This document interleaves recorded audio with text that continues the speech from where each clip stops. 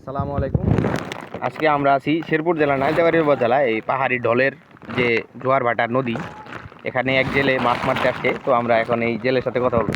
জি, আসসালামু আলাইকুম ভাই। ওয়ালাইকুম সালাম ভাই। ভাই, এই কি জাল, কিভাবে মাছ মারতেছেন, কি জাল এটা?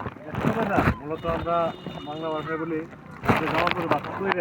আচ্ছা, ঠিক আছে, আমরা তৈরি জানলে এইভাবে ধরি, ধরে যদি ভালো গাছ থাকে গাছগুলো ছাড়াই নেবে। জি, আর পরিষ্কার জালটা পরিষ্কার করি আমরা এইভাবে ধরবে।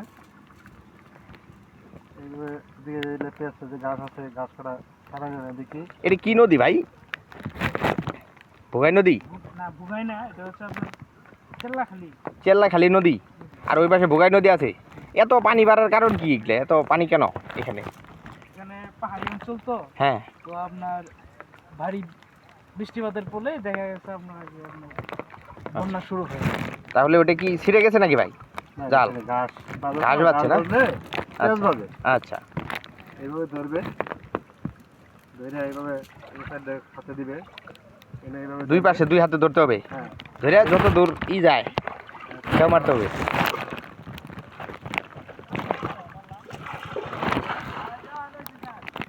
তাহলে এটা তৈরি জাল নাকি? মাছটি দেখেন, ওই যে এক ব্যাগ মাছ পেয়েছি। আচ্ছা দেখ, মাছ উপরে আছে, অনেক কিছু বিভিন্ন ধরনের মাছ টাছ উঠে, নদী তো। যাই হোক, হুট করে যদি একটা জাল কি ওই পাশে মারলে না তো দূরে এসে বললো ভাই? ধার অনেক না?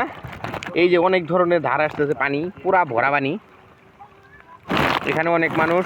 এই যে ওটা ওটা কি জাল? খরা? ওটা কি জাল? খরা জাল? খরা জাল। এই যে জাল তুলতে পারতেছে না, এত পরিমাণ স্রোত।